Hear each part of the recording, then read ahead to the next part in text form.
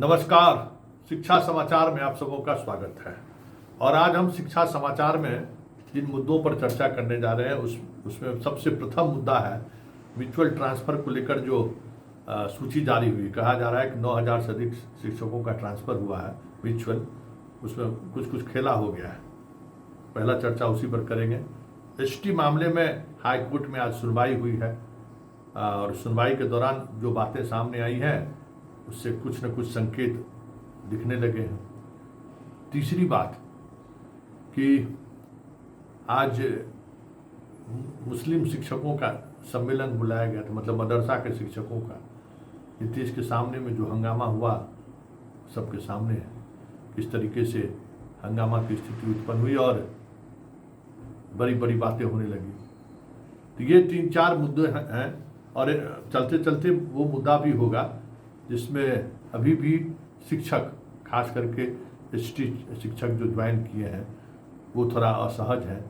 उनकी असहजता अब खुलकर सामने आने लगी है कि अब हमें पुराने जो सिस्टम में विशिष्ट शिक्षक थे हमको अब वहीं जाने दें, क्योंकि वेतन को लेकर अभी भी सरकार जिस तरीके से चुप्पी साधे हुए है उसमें 7 से 8-10 हज़ार रुपया नुकसान हो रहा है विशिष्ट शिक्षकों का। वो लोग जाने को तैयार नहीं। और एक और बात कि कुछ ऐसे शिक्षिका हैं जिनका काउंसलिंग भी हो गया है। वो उनका एक्सपीरियंस प्राइवेट स्कूल का है, काउंसलिंग भी हो गया, सब कुछ हो गया, ज्वाइनिंग लेटर अभी तक नहीं दिया गया है। उस पर भी हम चर्चा करेंगे। लेकिन शुरुआत हम म्यूचुअल ट्रांसफ़र की कर रहे हैं। देखिए, म्यूचुअल ट्रांसफ़र के शुरुआत करने से पहले एक बात हम बता दें कि मुख्यमंत्री के आदेश के बावजूद भी अभी तक 3 जिलों के चॉइस को लेकर जो कमेटी बनानी थी, मतलब 3 जिलों का चॉइस लेकर और फिर वहाँ से शिक्षकों का तबादला होना था। आज 15 दिन हो गया उस मुख्यमंत्री के उस वक्तव्य का। उस वक्तव्य पर सिद्धार्थ जी एकदम कील ठोक कर रखे हुए कि हम मुख्यमंत्री की बात नहीं मानेंगे। शिक्षा मंत्री तो 1 अगस्त को कहे थे कि गृहांश पोर्टल खोल दीजिए हेड मास्टर और हेड टीचर के लिए। गृहांश पोर्टल तो नहीं खुला, हाँ फ़ोन जरूर जाना शुरू हो गया है कि आप क्यों नहीं जा रहे हैं, क्यों आ रहे हैं, क्या दिक्कत है, कहाँ जाना चाहते हैं। और उसी फ़ोन कॉल में सब खेला होता है। तो फ़ोन कॉल करेंगे लेकिन मंत्री के कहने पर गृहांशज से नहीं खुले, क्योंकि गृहांशज से खुलेंगे तो सब कुछ विधिवत प्रक्रिया से करनी होगी। इस शिक्षा कोष पर भी बहुत सारी चीज़ें पकड़ में आ जाती है ना। तो जो भी दिमाग लगा रहा है इस पकड़ से बचने की कोशिश कर रहा है। और अगर ये कोशिश है तो आप समझ सकते हैं कि दिमाग में क्या चल रहा है। चलिए, अब बात म्यूचुअल ट्रांसफ़र को लेकर। भाई, जो भी आदमी है, हमको सवाल नहीं आता है कि शिक्षा विभाग में सब भांगे खा के सोया रहता है क्या।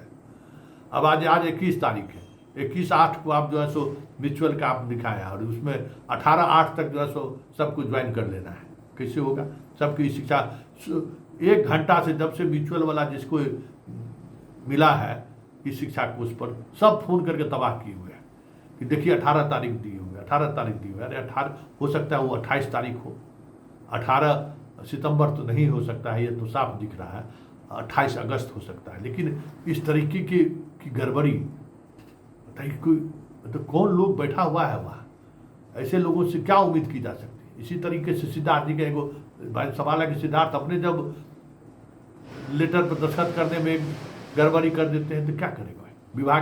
विभाग भी उस तरीके की गड़बड़ी को सोचते हैं कि हमारा जब बॉसे कर रहा है तो हम ये गलती कर देंगे तो क्या होगा, इसलिए उस पर पूरी तौर पर नज़र नहीं रखते। ये बहुत मतलब एम्ब्रेसिंग स्थिति है। सब मास्टर सब परेशान है, फ़ोन करके सर कैसे ज्वाइन करेंगे, कैसे जाएंगे। अब भाई सुबह तक देखो ना यार, ठीक हो जाएगा, लेकिन सुबह का इंतजार कौन करेगा? हंगामा शुरू है। तो म्यूचुअल वाले में, डेट वाला में जरा देखवा लीजिए सिद्धार्थ क्या इन लोगों ने करतानी की है। चलिए, अब हाई कोर्ट में कर लेते हैं। हाई कोर्ट में एसटी वाले का सुनवाई था। हेडमास्टर साहब का लगता है सोमवार को सुनवाई होगा, एसटी वाले का सुनवाई हो रहा, जजमेंट रिजर्व रख लिया है। हमें लगता है कि कोर्ट 1-2 दिन में सोमवार मंगलवार तक जजमेंट सुना देंगे। लेकिन आज चलते चलते सरकार ने एक बात कही कि कुछ है विसंगति है, उसको हम दूर कर देंगे, अपने से हम लोग दूर करने पर लगे हुए हैं। मतलब जब मामला हाई कोर्ट में किसी भी, अभी देख लीजिए सिद्धार्थ के शासनकाल में जितने मामले, मतलब एसीएस रहते हुए जितने भी मुद्दे हाई कोर्ट पहुंचे हैं, सब मुद्दा में जैसी जजमेंट की बात आएगा ना तो कहेगा हाँ नहीं नहीं सब सुधार कर देंगे। मतलब गड़बड़ी की बात जैसे ही पकड़ में आनी शुरू होती है सुधार। इससे पहले भी एसटी मामले में जो है सो हाई कोर्ट के जैसी फटकार लगना शुरू हुआ, रिजर्वेशन वाले मामले में पूरा इन्होंने अपने आदेश को रद्द किया। अब यहाँ भी अब जिसको नंबर पर जिसका नंबर ज़्यादा है उसको दे दिए है दियारा इलाके में, जिसको कम नंबर है उसको शहर में दे दिए। पटना में कई जगह ऐसी शिकायतें मिली हैं, वो सारे लोग पहुँच गए हाईकोर्ट।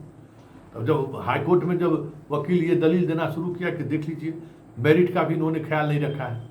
अरे भाई मेरिट में जो टॉप है उसको पहला चॉइस दीजिएगा ना, उसको भी चॉइस नहीं दीजिएगा और उसका पहला चॉइस हो जाएगा दियारा।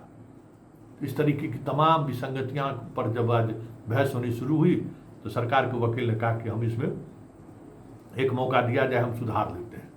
तब कोर्ट मौका देने के बजाय जजमेंट रिजर्व रख लिया, मतलब अब जजमेंट कोर्ट सुनाएगी।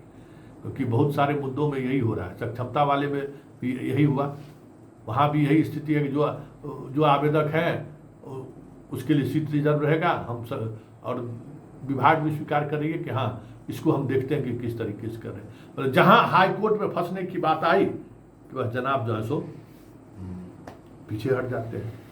और चलते एक और खबर जो बड़ी खबर है, जो उस खबर को हम आप तक पहुंचाए, वो भी छात्र से जुड़ा हुआ खबर है कि 2004 में दरोगा की बहाली हुई थी। उसमें बहुत सारे ऐसे लोग थे, खास करके आय को लेकर, कास्ट को लेकर बड़ी मतलब तरीके का एकदम जोर जबरदस्ती करके लोगों का काट दिया कि अनुमंडल पदाधिकारी का कास्ट सर्टिफिकेट क्यों दिए, डीएम को देना था। बहुत बरतरक विवाद हुआ।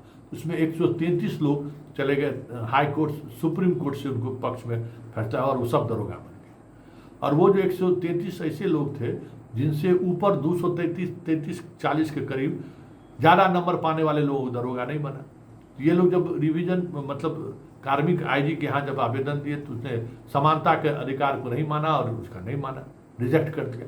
तो आज हाईकोर्ट ने जो है पूरी तौर पर आदेश किया कि वो 233 का सबको बहाल करिए, आप समानता के अधिकार से आप इसको वंचित नहीं कर सकते। तो एक बड़ा फैसला और कह सकते हैं कि सरकार को एक बड़ा झटका लगा है।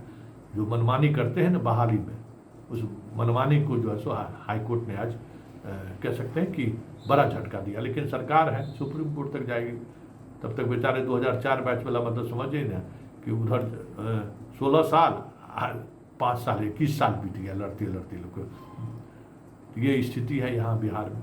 चलते चलते जिन लोगों को एक बात और हम बता दें, बहुत सारे लोगों का जो पेमेंट का मसला है वो अभी भी फंसा हुआ है और वो लोग रोजाना विभाग को सूचना दे रहे हैं, लेकिन विभाग सुनने को तैयार नहीं है। तो ऐसे लोगों को जल्द से जल्द वेतन मिले, ये बहुत ज़रूरी है। क्योंकि 2 महीने 3 महीने बिना वेतन का रहना बड़ा मुश्किल है। और एक बात और कह देते हैं कि कई ऐसे शिक्षक शिक्षिका जो एसटी में कम्पीट किए हैं, जिनकी योग्यता का निर्धारण प्राइवेट स्कूल में जो उन्होंने नौकरी की है, मतलब एफिएटेड जो गवर्नमेंट जिसको मान्यता दी हुई है, इसमें इस तरीके के मान्यता प्राप्त विद्यालय से जो एसटी में जिनका चयन हुआ है, तो बहुत सारे ऐसे महिलाएं हैं काउंसलिंग के बावजूद भी उनका ज्वाइनिंग लेटर नहीं हुआ। सिद्धार्थ जी जरा उस मुद्दे को जरा गौर फरमाएं, क्योंकि वो भी मुद्दा अब हाई कोर्ट जाने को है। चलिए इस विशेष शिक्षा बुलेटिन को यहीं खत्म करते हैं, फिर किसी नए मुद्दों के साथ हमारी आपकी मुलाकात होगी। फिलहाल इजाज़त दीजिए। नया मुद्दा क्या रहेगा? शिक्षा ही ना। नमस्कार।